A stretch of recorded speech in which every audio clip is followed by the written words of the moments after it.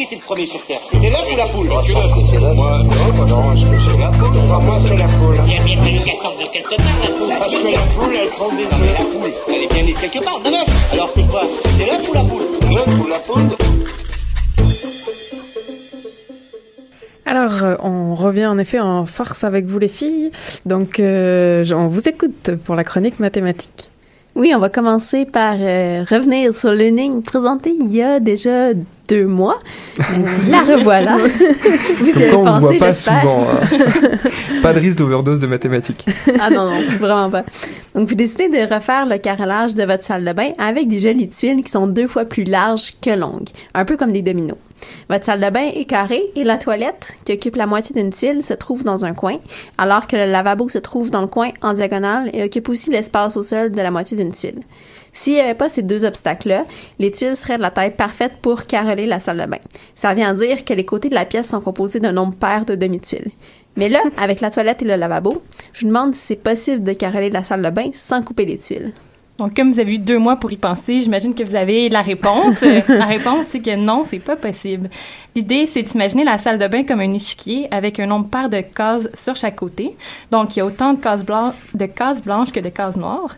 Et on sait que chaque tuile rectangulaire va couvrir une case blanche et une case noire.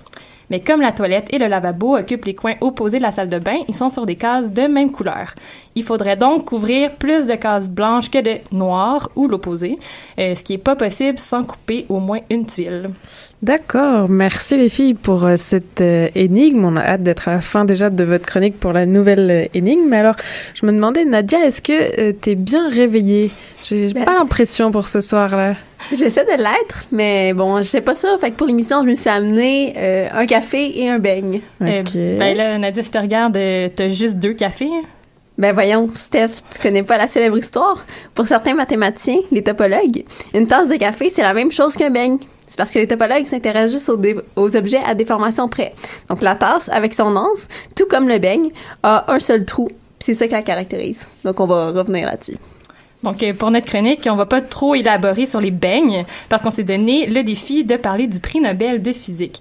Donc, prix qui a été accordé à 3 chercheurs britanniques pour leurs travaux sur les transitions de phases topologiques dans la matière.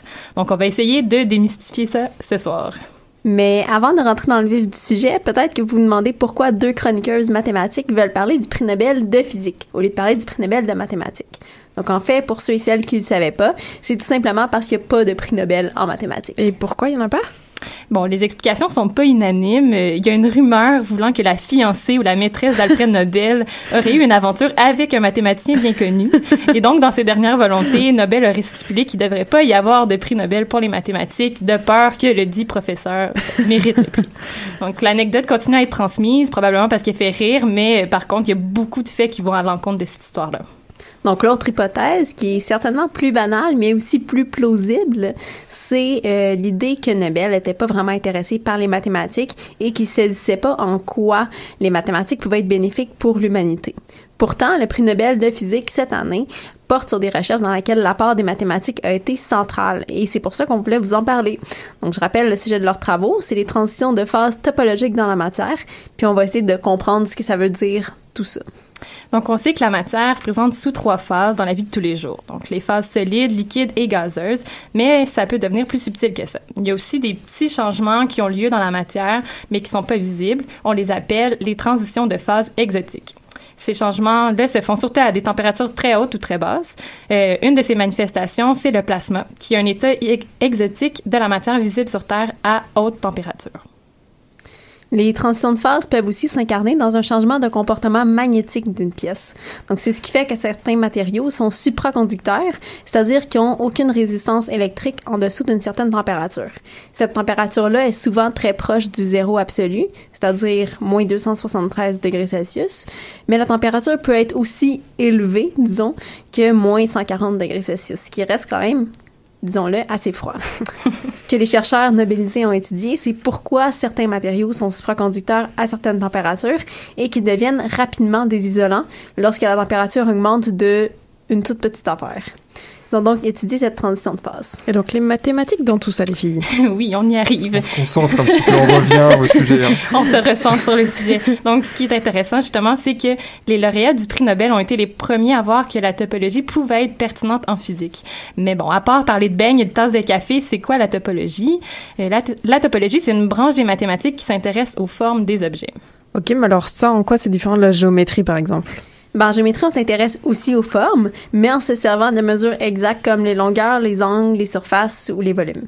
Si on a deux triangles, un qui a un angle droit et l'autre qui n'en a pas, on va les considérer comme deux triangles qui sont différents. Okay. Même chose pour un cercle et un carré, ce sont juste pas du tout les mêmes objets.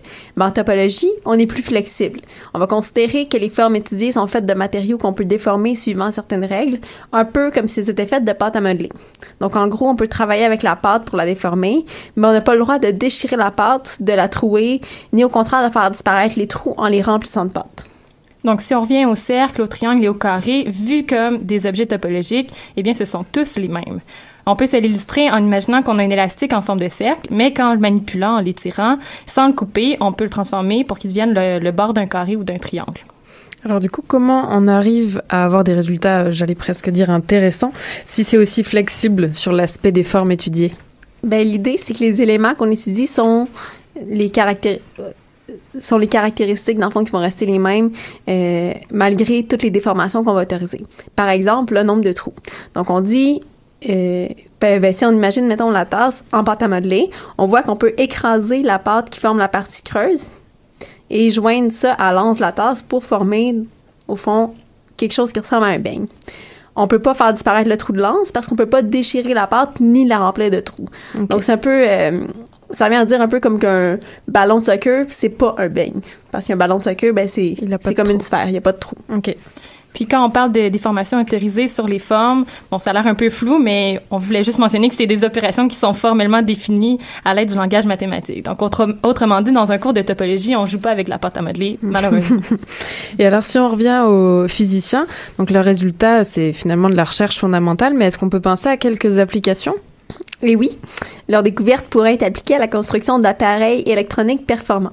Donc, par exemple, le classique exemple d'appareil performant, l'ordinateur quantique est souvent comparé à un ordinateur qui serait capable de résoudre d'imposants calculs qu'un ordinateur tel qu'on le connaît pourrait pas résoudre.